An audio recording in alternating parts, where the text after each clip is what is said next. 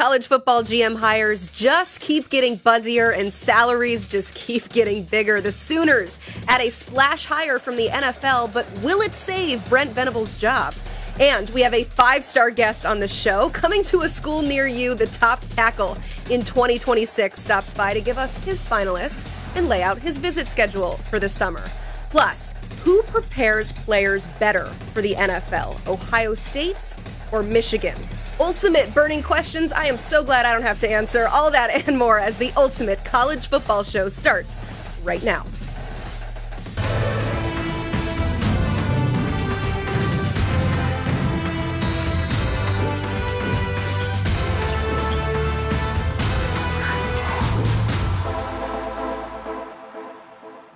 Welcome into the Ultimate College Football Show. He's Smoke Dixon. I am Emily Proud, and we are going to get things rolling as we usually do with our opening kick. Oklahoma has hired a general manager for football. It's Jim Nagy, the director of the Senior Bowl since 2018.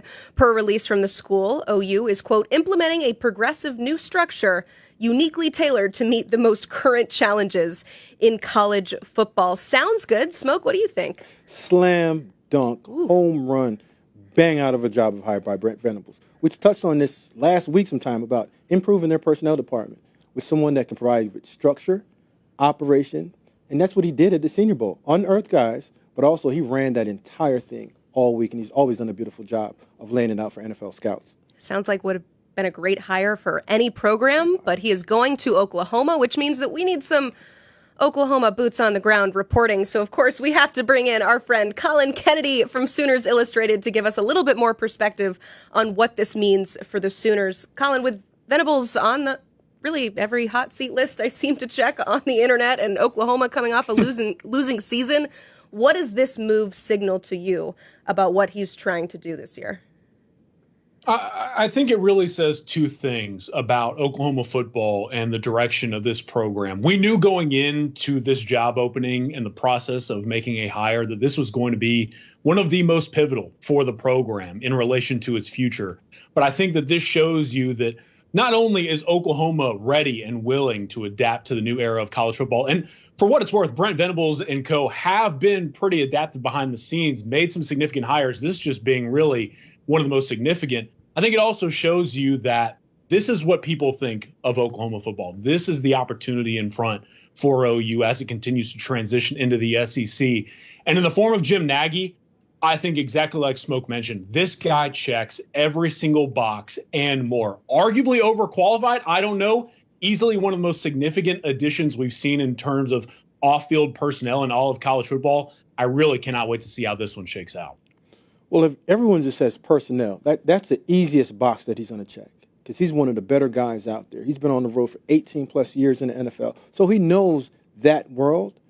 But what Oklahoma needs is somebody to come in there and just reconstruct their entire recruiting department. And that's from the personnel standpoint, the roster construction standpoint, from who you're retaining to who you're going after, but also the operations standpoint in recruiting. Because recruiting's just not going out there and saying, okay, we want to get every 5-star. Recruiting's going out there now and finding the best players that fit you for the current roster, but also for the future. And that's something that Jim also brings, someone that's a forward thinker and always ahead of the curve. Yeah, tons of experience for what it sounds like Oklahoma needs. I mean, there were two kind of main goals going into this offseason, right, CK, is that you needed to overhaul the offense, and then you also needed to help with personnel. And so this checks that second box. But something you said, it seems like Nagy might be overqualified for this position. So as you just cover the college football landscape as a whole, what does this tell you about just the importance of a general manager role nowadays?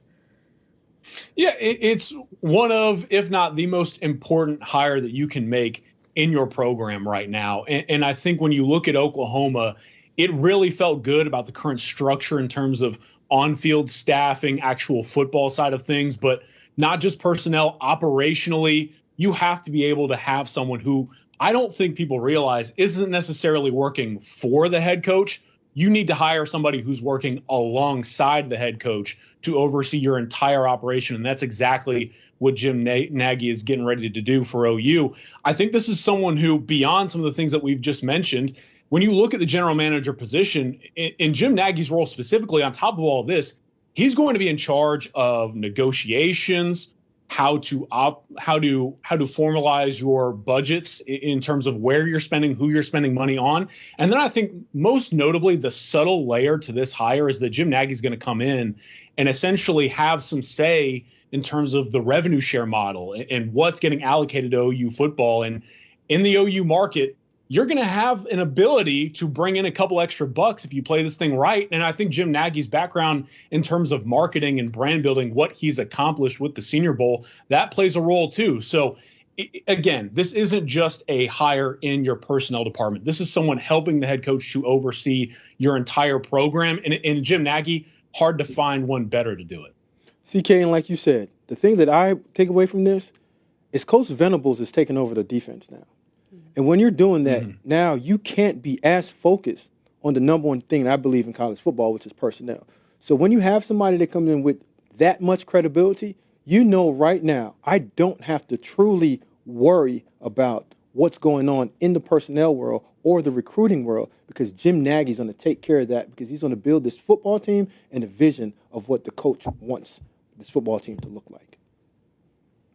I think what's really significant, Smoke, is that Oklahoma's essentially putting Brent Venables on a pedestal and really letting him control his own destiny, because this hire in Jim Nagy allows him to really lean on someone in the personnel side. But then they just hired Kevin Wilson, a guy who was extremely accomplished his previous tenure at Oklahoma. He's coming in to help Brent Venables in terms of game management, game planning. And I think this really sets up for Brent Venables to go into the 2025 season and right the ship that he's captaining. And whether or not it goes well, it's no sweat off the back of Jim Nagy either, because I think OU is not only investing in Brent Venables' future, this is a move in terms of hiring Jim Nagy that OU is saying, we have our guy that we really believe can oversee OU football for the coming years in this new current landscape. And so I'm very interested to see how the dynamic between these two plays out. But for Brent Venables, you couldn't ask for someone better to help you go into a pivotal season for your career, because everything is on the line for him.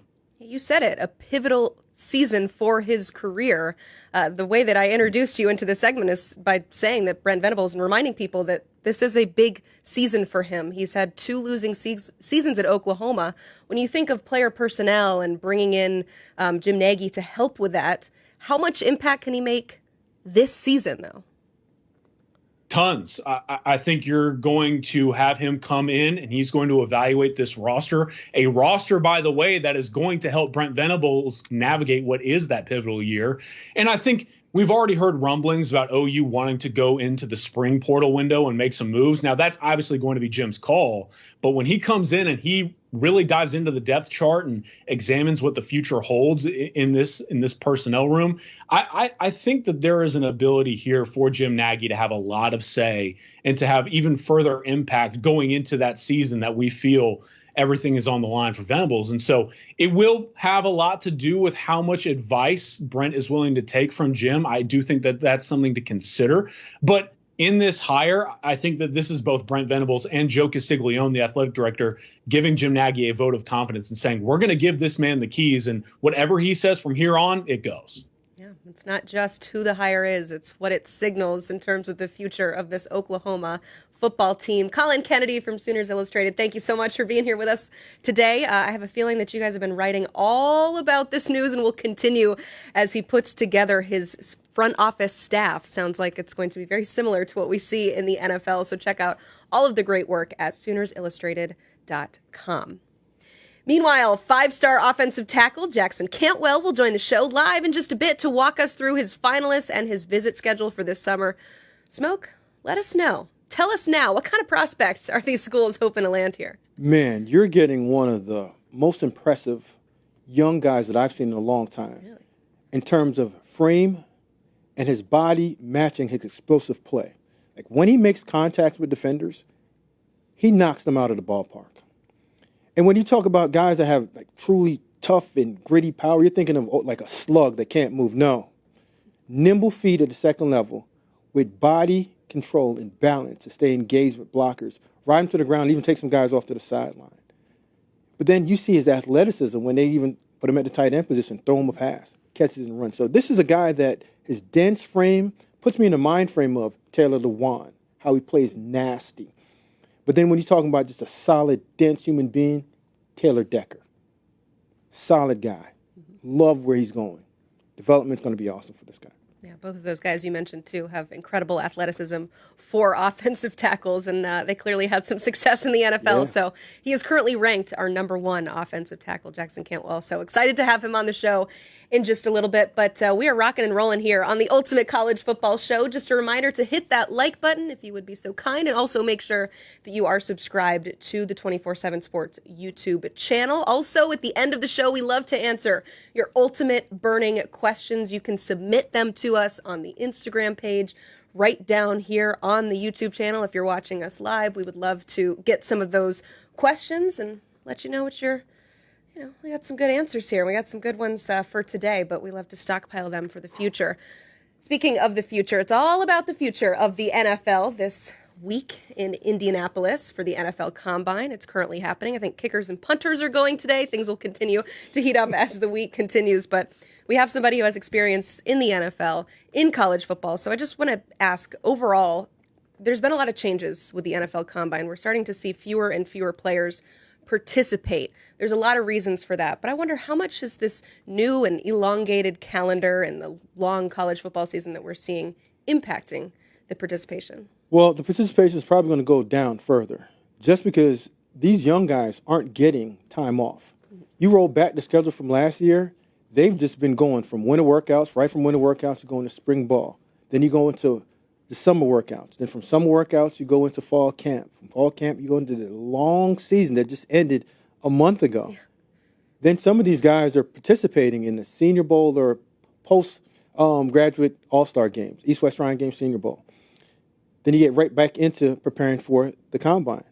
So at one point, when do you get time for your body to rest and recover to get back? And some guys are getting surgery and can't perform at the Combine. Yeah, and that is an extreme privilege to be able to not have to combine or be at the Combine. So for the rest of the players who are lucky enough to get that invite and who are participating, what's your advice for them to how to make this week count? Understand there's a few things that I would give you advice for, and it's real simple. Medical. This is the most important time for you to be healthy and ready to go. But the most important thing that I would always tell young players to do, the interviewing process, be truthful, forthcoming. Don't try to hide, because most of the time when the scouts are asking that question, they already have the answer to it. So answer the question the way that you know you're supposed to. Tell the truth. Make sure the interviewing process goes smoothly. And the interview process is just not with the scouts. It's also when you're in the entire Combine setting, from when you interview with the general manager to when you go on the field to do activities. How well do you take instructions? And if you do make a mistake, how well do you come back from that? That's an important part of can and is he coachable. And for the lower tier guys, FCS, Group of 5, this is your opportunity to go out and compete against the big boys that was in the Group of 4 that figured that you weren't as good as they are, but you have a level playing field to go out and show your stuff. Run fast, jump high, lift as much weight as you possibly can, but always interview well. That's the most important thing with this Combine for me that I always took away from it. Yeah, I know as viewers we love to see the 40-yard dash, but ultimately there's a lot of other important things that are happening that week, and we are excited to welcome in Josh Edwards, who is at the Combine in Indianapolis and covers the NFL draft for CBS Sports. Josh, we're bringing you on because we want to look into the future. We're going to predict some scouting Combine headlines, so what you think we will be talking about next week. Your first one here is that trade talks will intensify for Miami quarterback Cam Ward. Why do you see this, Josh, as a headline coming out of Indianapolis this week? Yeah, first of all, I don't have a cool background like Colin this week, unfortunately. I've just got the plain walls of the Indiana Convention Center. But I think that Tennessee, in their heart of hearts, wants to add a veteran quarterback this offseason. I think Brian Callahan wants somebody that has more experience. It's going to be able to throw with anticipation and timing, and I don't think he's going to be able to find that in this year's draft. He's going to want somebody that's a little bit more seasoned. So for that reason, I think that they're going to be hearing and fielding calls from the likes of the Giants, the Raiders, possibly even the Browns there at number 2 overall if they feel a strong conviction for Cam Ward as the top quarterback in this class. Yeah, you know what? When you don't have a franchise quarterback in that overall position, you're in a great position to now get out of there and get the best player. And when you get the best player, you want somebody that's going to affect that quarterback. So Abdul Carter somewhere in there, if you can't find the proper trade value that you're looking for, I'm always going to say take the best guy, get it done, move on, get that veteran quarterback, and look at next year's crop of quarterbacks. And if that's where your franchise quarterback is, get that guy and move on. Could be a corner/wide receiver who could go pretty high as well. And Travis Hunter, we know the number 1 and number 2 teams right now currently disagree on what position he's going to play. So that's going to be interesting. I know we'll talk about that, but we're going to dig a little bit deeper here. Smoke, your headline is, "This is the deepest running back class in NFL history." How so? No doubt about it. If you go from top to bottom of this class, you have players that can line up and become day one starters in the NFL and produce at a high level. Without a doubt. In the last few years, you always saw 5 or 4 guys that was top heavy and they were first round grades.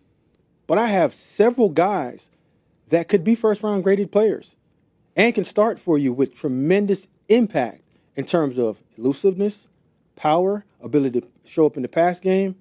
So you can go from round 1 to 3, even 4. And sometimes I look at even the 5th round with this deep class, and you can get you a franchise level player. Not a franchise level generational talent, but a player that can come in and produce for you at a high clip. Yeah, I love the fact that you brought up the running back, Smoke, because I was asked today on CBS Sports Network what group I was most excited to see beyond the defensive linemen. And my answer was the running back, because I think it's just going to be one talented running back after another here at the NFL Combine. I think it's a really good environment to get those competitive juices flowing, because you're going to talk about guys that could potentially get into the first round, but the depth in this class is incredible. So you're talking about, guys that could potentially go in the first round, like Caleb Johnson, like Amarion Hampton, like Ashton Genty, but the depth goes well beyond that with Travion Henderson and a lot of the names that we're seeing here. So I'm excited to see all of them on the same field together. Hopefully the competitive juices get flowing, and these times from the running backs this week. Yeah, a guy that I want to touch on is Amarion Hampton. Size running back, 6 foot 220. Powerful, can do it inside, is a powerful runner, but has the speed and agility to capture the outside, but has enough in him in terms of speed to score, and is has reliable hands in the passing game. Is a willing pass blocker. Next I want to touch on is Travion Henderson. He looked in the national championship game. He caught a screen and took it the distance. He reminds me a lot of Alvin Kamara in terms of his ability to create in space, but has enough contact balance in terms of being a compact runner to run in between the tackles, but shifty enough to put one foot in the ground, get vertical, and score, because he does have close to 4.4, even 4.3 speed. And we'd like to see that when he does test, see what he comes out with. All I'm hearing is the year of the running back is going to continue. It has been a resurgence for that position as of late. Sounds like we'll continue to see that in the NFL with a new crop coming in. Josh, your next headline is Texas A&M defensive lineman Shamar Stewart will be pushing into the top 10. You are in Indianapolis now, so what are you hearing? What makes him worthy of a potential top draft pick? Yeah, to set the stage, first of all, he's 6'6", 290 pounds. He played on the edge at Texas A&M, but he has that size that would allow him to play inside at the next level, dependent upon the situation. So that positional flexibility is going to be incredibly valuable for teams. And I expect him to test off the charts here in Indianapolis, similar to what we saw from Trayvon Walker a couple of years ago. Kind of a raw, unfinished product in terms of the production. But when you're looking at the size, the athleticism, the weight, the speed, everything, he checks all of those boxes. So in a draft class that I think is kind of lacking those true blue chip talents at the top, I think a guy like Stewart stands a great opportunity to rise because of what he can do here in Indianapolis. Yeah, Shimon is something that's so different that when you go into the draft and you see somebody like that, he's not truly a clean prospect of being considered to me right now in terms of being in the top 10. But when you see an explosive first step athlete with the ability to bend, close, and get to the quarterback. Now, production didn't say that in college, but he was truly affecting the passing game, making that guy move. So something that he has to change and kind of clean up his ability to finish in terms of getting to the passer. But in terms of athleticism, explosiveness, having the ability to create pressure on the quarterback with power and speed, Yeah, he's right up there with the rest of the Abdul Carters in the world, but not necessarily saying he's completely finished because those guys are a little bit more cleaner than he is at the defensive line. Sounds like the type of prospect that will thrive in this environment. Our last headline, Smoke, you say that this is the draft to rebuild your offensive line. Why is that? Listen, if you want an offensive line to be rebuilt and replenished in the NFL right now, this class is bottom line ready for day one plug-and-play players. From Will Campbell, Will Campbell that played at LSU, Calvin Benjamin. Banks from Texas, yes. left tackle. Mm-hmm. Tyler Booker, guarded from Alabama. Those guys are day one starters that can go in, provide protection for your quarterback, but also has nastiness and physical explosiveness in the run game to create holes for running backs that we just talked about, but recreate that line of scrimmage and dominate truly of what we're seeing in the NFL, a la what the Philadelphia Eagles did with 2 bookend tackles to make sure that quarterback don't get touched, but also your running back has clean holes to get to that second level and score. I love it. Josh, thank you so much. I just want to say I do not mind the background because we got the great info from you, which is all we're looking for. And we appreciate you and we'll continue to follow your work in Indianapolis. Our guys, Cooper Petagna and Andrew Ivins, tell us the guys they're most looking forward to seeing this week at the Combine. The NFL Combine is off and running as on-field workouts will take place on Thursday as the stars of tomorrow have the biggest job interview of their life. And Andrew Ivins, I got to start with you, the director of scouting and the guy that is the author of the Freaks List. What are you looking forward to the most this week in Indy? How about the number one freak from the class of 2022, Malachi Starks? I'm really interested to see what he looks like on the turf field. This is a guy that, early on in the draft process, a lot of mock drafts had him really high up the board. He's kind of trended back. I think he's going to test off the charts there in Indy, and that's because of the athletic profile. We're talking about a guy that won a state title in the long jump as a junior, a guy that was power cleaning 315 pounds like it was routine when he was in high school, two-way player. He did a little bit of everything at Georgia. I think this is a guy that's going to run well. I think he's going to jump well. So he's one. And then how about another 5-star from Georgia, Mykel Williams, has had some injuries throughout his career. Another one where he's kind of falling in those draft boards. But Cooper, remember, this is a guy that dominated the All-American Bowl a few years ago. He was the best guy all week in practices. He made it where the offense couldn't run plays at times. And you dig into his data coming out of high school, 9.3 in the broad jump, 30-inch vertical jump. I think he's going to turn some heads once that on-field work starts there in Indy.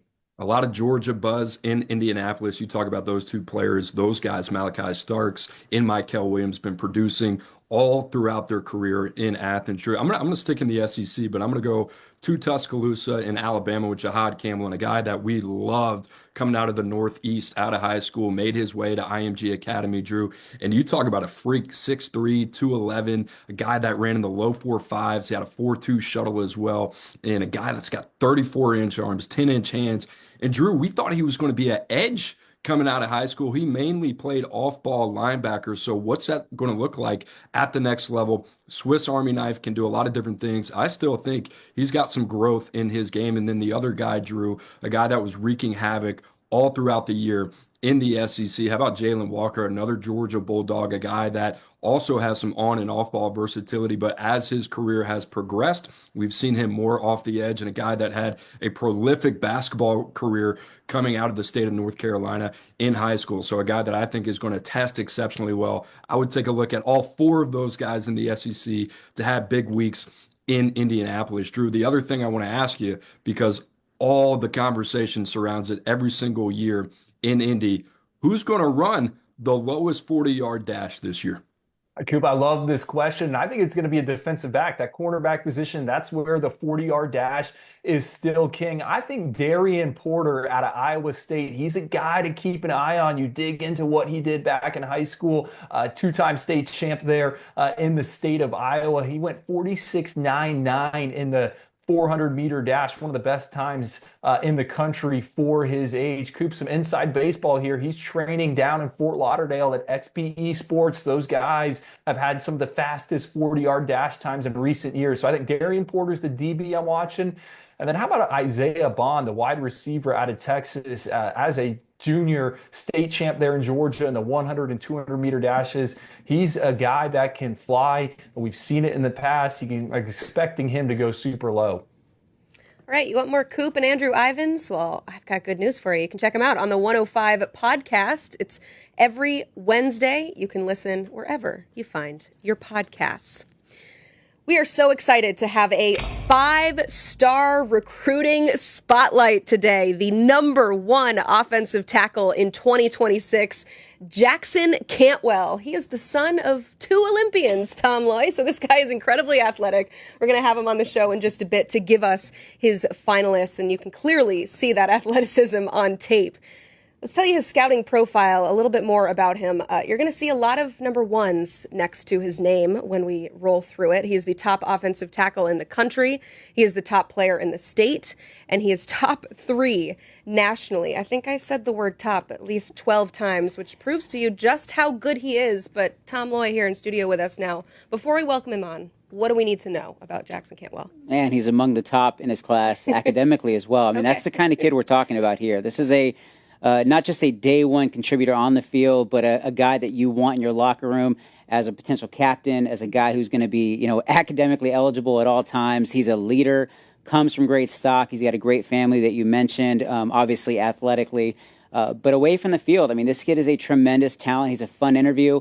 I know Mike Roach, who does a great job with our national team. He's been all over this one. He's been to Nixon, Missouri, spent time with Jackson, made that long trip, and got around the family. Just a really, really impressive young man, and a guy that we really enjoy getting to know and getting to see. I recently saw him at the next ones in New Orleans, and you just spend a few minutes around him, and you get it. He's an impressive cat. You see why, yes, he's a massive individual, and he's got all the offers he can ask for, but he's a guy that all these schools are gravitating toward because of who he is as a person. I love it. Well, let's go ahead and welcome him into the show. I'm excited to bring on 5-star offensive tackle Jackson Cantwell. Jackson, we are so excited that you're here. We're going to run through the upcoming visits that you have. You got a busy summer ahead of you, and just ask you what you feel about each of these teams. So let's start with the Hurricanes. You're planning on going to Miami on May 9th. What is it about this program that has you excited about them? Well, I mean, Miami has 2 incredibly good O-line coaches in Mario Cristobal and Alex Mirabal. I think those are definitely that was kind of the reason why I was really interested in Miami to begin with. But I mean, it's also a lot to like about the academic side of going to Miami, and just living in Coral Gables is a great quality of life. So I mean, there's a lot of good stuff going on at Miami for sure. May 30th. Jackson, you are headed to Missouri. I know there's a lot of pressure to stay home and play for Coach Drink and the Tigers, but what has you fired up about that trip and that official visit? Well, I got to win state first on May 30th, so it'll be May 31st whenever I'm up there. But after I take care of business there, I'm excited to just I'm excited to go up there because there's a lot to like about Mizzou. I spent half my life on Mizzou's campus, so it's pretty near and dear to me. I like Eli Drinkwitz and Brandon Jones a lot. I think they're doing a great thing there. They've turned Mizzou around a lot. And obviously being the in-state program and the only program within 8 hours, I'm still looking at it. It's a little bit different for sure. I love it. All right. Then you will head to Georgia, so sticking in the SEC, on June 6th. What are you hoping to learn about the Dogs on that visit? I've already been to Georgia 5 times. So there's not a whole lot of new stuff. I think it's more so just getting to get around kind of all these visits, like the OVs, are just getting around the guys and getting to learn kind of what a day in the life of the program would be like. But as far as why I'm going down there, Georgia's been in it for a while. I've been talking to Stacey Searles and Coach Smart for about 2-ish years now, so I've been very well immersed in what Georgia does. They produce a lot of guys, play a lot of good football. Obviously, you can see that anywhere. There's a lot to like for sure. After that, it's Ann Arbor, June 13th. I believe you're headed to Michigan. Sharon Moore, Grant Newsom doing a phenomenal job recruiting you. I know you're at the top of the board, priority number 1. What has you excited about that trip to Ann Arbor, man? Well, a lot of the reason why I like Ann Arbor is obviously they're producing O-linemen year in, year out. If you look at the draft board from last year, they had 6 O-linemen I mean, get to go to the combine and like get to go through that draft process. So that was obviously really cool. And they're continuing to produce year in, year out. They kind of have a culture of doing that. I mean, Sharon Moore being the head coach and an O-line guy is obviously a really good thing to have there. They invest a lot in it, like as far as like importance. So I think it's a pretty cool thing to have going on. I love it. Another school that has been known for some great offensive linemen, Oregon. You head there on June 20th. What do you like so much about the Ducks?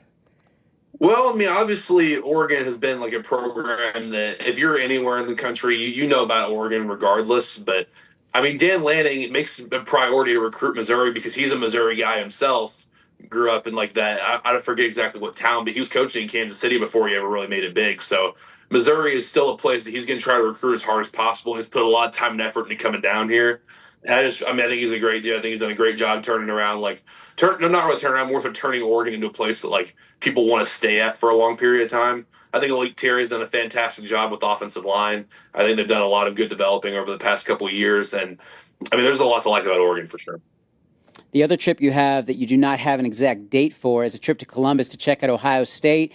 Obviously, the entire staff there has been recruiting you, but also they have a new offensive line coach, Tyler Bowen. How have the conversations been going there, and what has you pretty much fired up to check out the Buckeyes? So before I start, the reason why it's to be determined is because I kind of had to work around my track schedule to figure out the date for that. So we'll see how that goes. But it'll be interesting because I obviously don't have any like real contact with Tyler Bowen from before because I wasn't recruited by Virginia Tech and I wasn't a recruit by whenever he was at Penn State. So I never really got to know him, but I know a lot. I've gotten to talk to a lot of the other coaches there. I still have a good relationship with Coach Day. I know Marcus Johnson was just as they brought him was my second offer at Mizzou. So it was. I still have some background with like some of the staff there, but I think Tyler Bowen's done a fantastic job as a coordinator, as a tight ends coach the past couple of years. And if you can do it as a coordinator, I'm sure you can do it as an offensive line coach. So I'm excited to keep learning more about how he's going to kind of revamp that offensive line. I love it. Jackson, a lot of great options for you. Do you have a time frame? When do you plan on making a decision? I mean, as of right now, I think it's going to be after these official visits. I think I'm going to, just kind of have to take some time to take it all in. And then in August, I'll do the ceremony. And I'm sure my schools won't let me put the hats out and make it all extra. And I'll probably end up we'll do something like that, I guess. I love it. You got some time to think about that, but enjoy all these visits. Best of luck with the rest of your track season. And thank you so much for being here today. We so appreciate it. No problem. Thank you guys for having me on. I appreciate it. I love it. There we go. Jackson Cantwell's upcoming visit. Once again, that is the number one offensive tackle in the class. So he seems very kind and sweet, but man, out on the football field, this is a guy that you want suiting up for your team. So if you are Miami, Mizzou, Georgia, Michigan, Oregon, Ohio State, you should be feeling pretty good right now that Jackson Cantwell will be headed to your campus in the coming months. Tom, I get to ask you the tough question. Where do you see him landing? Let me just say, the fact that he just called it extra, I'm going to be extra. I'm going to have the hats. I'm going to be extra. I love that. I love the warning. He's such a funny kid, man. You get to know him. He's funny. But back to the business at hand, I do think that the biggest, the schools that have made him a priority since day one, the schools that we first talked about a year ago after I really started this national job were Georgia and Missouri. And honestly, he talked about a lot of other schools. Mm-hmm. But those are the mainstays that have been here throughout the process. My guess would be I think he ends up at one of those schools. Now, it's tough because I don't know which one is the favorite. I mean, this is a son of a Missouri legend. He was at a basketball game, I think, at the end of January. And his dad, and a surprise to a lot of them, the entire family, was honored. He goes up for the trip to Missouri. He's treated like a celebrity himself. Yes, he should. So, there's a lot of things that, I want to follow my dad's footsteps in some sense. But then with Georgia, he's been there, like he said, I've been there 5-6 times.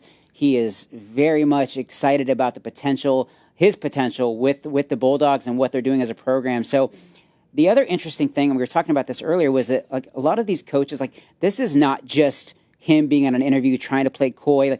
Coaches have no idea where he's going. We think it could be Missouri, we think it could be Georgia, but you can't tell me. Oregon absolutely believes they have a shot here. Ohio State absolutely thinks they have a shot here. So it's going to be really interesting to see how this plays out. But again, if you really push me to make a prediction right now, I'm going to give Missouri a slight edge over Georgia. But I really think those are the two teams in play right now. I mean, if you listen to the answers to each of the schools that we went through, I'd feel pretty good if I were that school. But there's still 6 schools in the mix for Jackson Cantwell, the number one offensive tackle. 5-star Tom Loy. Thank you so much. I appreciate it. It was great talking to him. So we're going to move on to Missouri, which is one of the finalists. We are Mizzou football, and we are not finished. We experienced success. We felt the pain of defeat. We've been wounded, but not broken. And what doesn't kill us only makes us stronger. We are a force of nature, unstoppable and relentless. We are the team that hunts your dreams. We are a band of brothers that can strike fear into the hearts of our opponents. Ring the bell. Our time is here.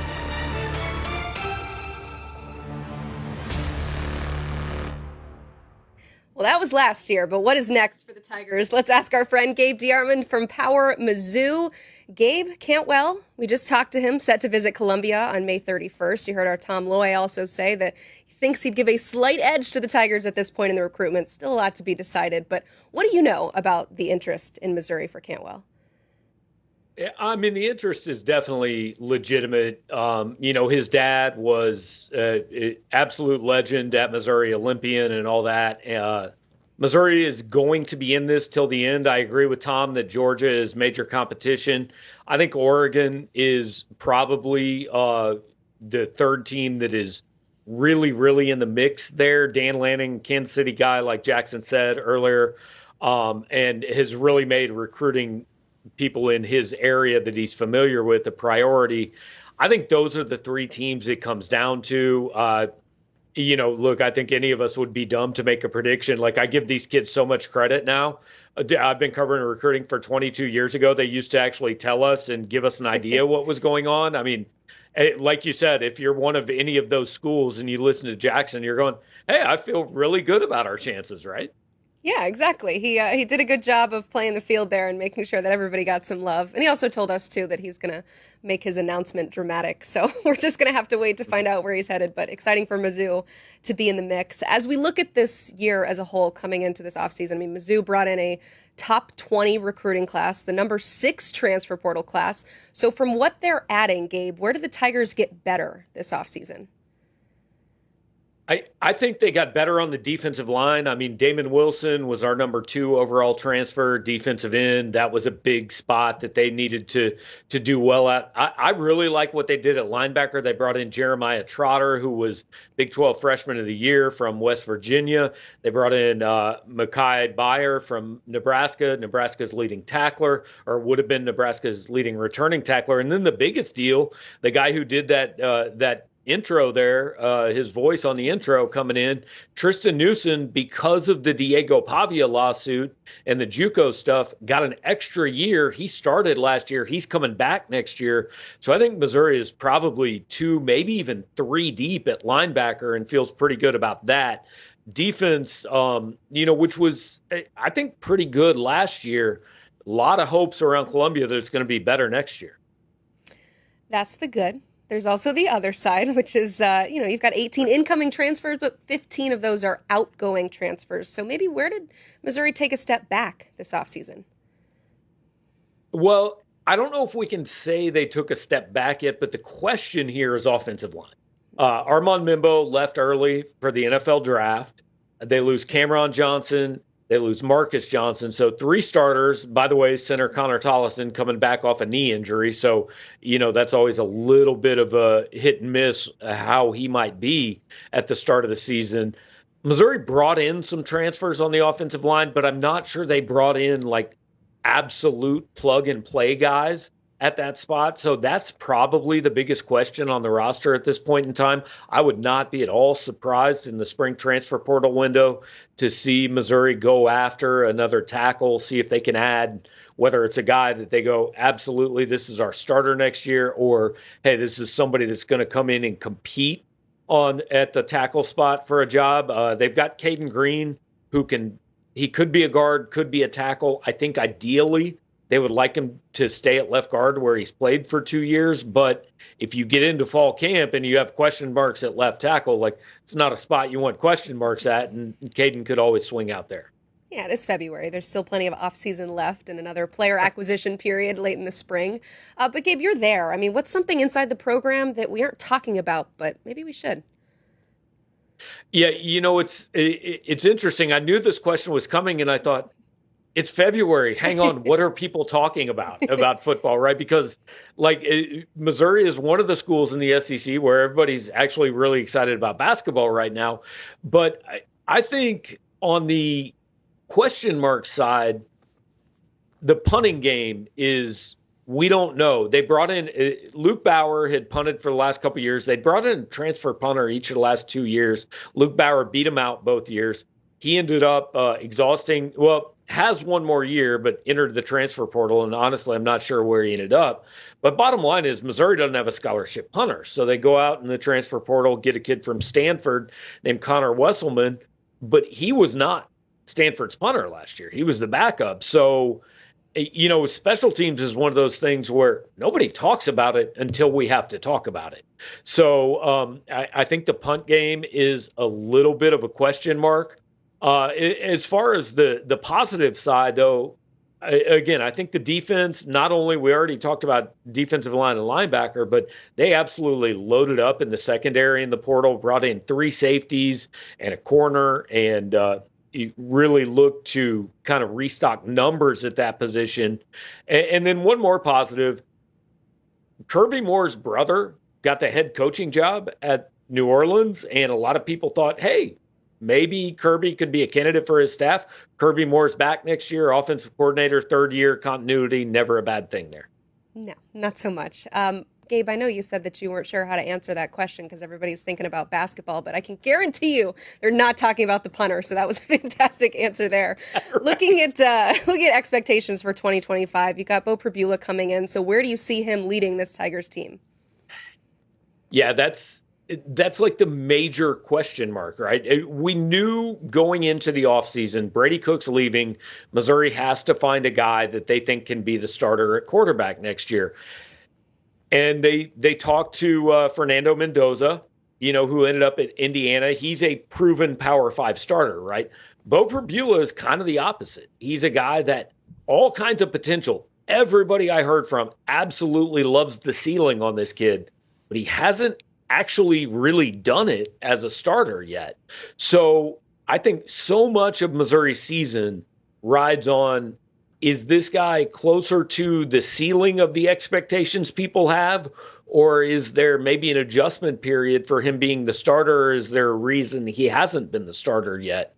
It would be disingenuous to say anything other than let's wait and see what Bo is when the season starts, assuming he's the starting quarterback, and we think he will be. Certainly goes into spring ball and fall camp, expected to be that, but I don't think anybody can really say with any sense of certainty what to expect out of him. Yeah, we saw him in some packages at Penn State. We got excited about it, but not the guy. So it'll be a big question mark for Mizzou this upcoming season. We know you'll be all over it. Gabe, thank you so much. You can check out all the off-season coverage at powermizzou.com. You heard him mention the Tigers have a pretty solid basketball team. Number 14. I think they just dropped 100 last night. So, go ahead head over to powermizzou.com for everything you need to know about the Tigers. So you heard all of that from Gabe, all the inside information. You're processing that. You're looking at the schedule. You're thinking about this Tigers team. What's their final record in 2025? Ooh, I think this might be a 10-win team. Ooh. It's real easy. Just look at the schedule, and the schedule shows you that there's only 2 games that they really have to get geared up for. And that's Bama, South Carolina. They're at home for and those both games. Exactly. Yeah. Home games. Everything else, you got to get your team understanding that this is the expectation at Mizzou. Like, you did this a couple of years ago and bring in 10. This is your second time that you do that, too. Forget that you're bringing in new players, because that's what college football is. Mm-hmm. 10-win season. Missouri should drop it on somebody. Mm-hmm. This is it. Based on that schedule. That schedule is beautiful and laid out well for them. Yes. South Carolina, Alabama, get past those at home. Got to win games at home, too. Yeah. Took you overtime to beat Vanderbilt, and you got to go to Vanderbilt. But, yeah, in terms of looking at the schedule as a whole, those are... If Drink is using Vandy, no knock on Clark and Barton Simmons over there, as the hardest game of the season, that's tough. Yeah. You got to get Vandy done. Okay. Bama, South Carolina. Okay, I love it. See, Smoke's already warming up for our burning questions segment because it is time now for the ultimate burning questions. You submitted these. We're here to answer these. So let's start with, will Georgia have its worst record under Kirby Smart? Absolutely. This is it. You just lost your best quarterback in a long time in terms of physical skill set. Receivers couldn't catch the ball, so it's not like you improved the receiver spot. You got my man Branch from SC, playmaker, but not truly a receiver. The running game does not look the same in terms of guys being up front to block and create holes, and your number one running back likes to fumble the ball a lot. And I don't hear a lot of rumbles coming out of coaches' ears, especially offensive coaches in the SEC, saying this is the Georgia defense that they saw a couple of years ago when they were rolling in 8 or 9 deep to stop you. And those corners aren't as sticky in coverage anymore. So, yeah, this is it. Not far, but, yeah, sorry, Kirby. Yikes. Okay, so his worst record is an 8-win season, which was his first season. So you think that they win 7 games this year? Close. Is that possible? SEC, very possible. Okay. But except for Missouri's schedule, which we think is a 10-win. When you have that cakewalk lined up like that, and you got Not every schedule is created equal, but being in the SEC makes it pretty tough. We'll hear somebody complain about it sooner or later about the scheduling, but that's true. That's for another day, another show. That's true. All right. I'm really excited about this question here. How do you think Rich Rod will do in his return to West Virginia? So every time that West Virginia has always been that hot team, Rich Rod's a guy. And also Pat White's been there. Pat White's back in the house. So culturally, this is what West Virginia needs. This is the energy and the cultural fix. Because when you think about West Virginia, this is Rich Rod. In the Big 12, schedule lines up well enough for them. It's not like you're running through that juggernaut that we're talking about that Georgia and the SEC has to go through. Wouldn't say 10, but I would put them right at about 8 wins this year. Okay. He had 3 11-win seasons. That was back in the Big East, which was not the conference that they're currently in now. But I want to turn up the heat on this question a little bit. How long until Rich Rod is in the playoff? I'll give Rich 2 years. 2 years? 2 years. He's going to find his right guy. And again, where they're at in the Big 12, went over it on Monday, the Big 12 might get 2 teams in. And when you get Rich Rod, explosive offense, they can score a bunch of points. College football is about scoring points, and you just have to do enough on defense. And they're doing very well in recruiting. They're going up in my DMV area and pulling out some of the better players like they used to. Yeah. 2 years. Okay. Back at it. Okay. Feels like there's opportunity in the Big 12, and as we love to talk about on this show, they could have some potential automatic qualifiers coming down the block. So give Rich Rod just 2 years. Mountaineers, you're going to be in the playoffs soon. Took Kenny Excited. Dillingham. 1 year, yeah. And he got in. That's true. So why can't Rich do it in 2? That's a great question. I know Mountaineers fans are asking themselves that. We got another question here. Brutus Buck 85 asks, which program is preparing players better for the NFL, Michigan or Ohio State? Michigan. Simple because of this. The way that they play offense and defense. The way that they prepare you on offense, it's not like most college systems where you're running RPO, zone read. Those guys are blocking and having pass protection just like you would teach it in the NFL. Coming from Harbaugh, didn't change with Coach Moore. That's why you see the way that they always beat Ohio State, physical, lay you out, time of possession game, that's the NFL. When you talk about defense, going from what Jesse Minter to Wink Martindale, they're preparing their players with NFL terminology, NFL technique, thus meaning they're ready to show up and play day one in the NFL and get to it. And they do a pretty good job of taking 3 stars, Mason Graham, and turning them out to possibly be the first defensive lineman off the board, along with Kenneth Grant. Yeah, the question was strictly on preparing players for the NFL. So if you look at the discrepancies between the recruiting rankings, Ohio State averages a number 5 recruiting ranking for the players they've put out in the NFL the last 5 years, while Michigan is 12. So what you're saying is they're working with some lower-rated players. But this sounds like something that we should dig in a little bit deeper into these programs. We love to compare and contrast Michigan and Ohio State, so let's do that next week. But I got another question for you from Tyler Chambers asking on YouTube. So just dropping this today saying, Smoke, who is the best prospect you have ever seen and why? Best prospect. Putting him on the spot here, Tyler. Sammy Watkins. Oh, why? I've never seen Deion Sanders on offense as a young guy like I saw Sammy on offense when he was at Clemson. He was lightning in the bottle. One of the most explosive players I've saw from 0 to 10 yards, and every time that you put the ball in his hands, something electric happened from a standpoint of running through a tackler, running past a tackler, and something I was talking about with Jeremiah Smith the other day. I haven't seen or evaluated a player that understood how to track the ball on vertical throws like Sammy Watkins. He had the uncanny ability to go, if you're talking about cars, to throttle his car in the third gear, ball is in the air, punch it in the 5, run through the ball, and score without getting tackled. Okay. Sammy Watkins, the best prospect you have ever seen, and why? Generational, is he?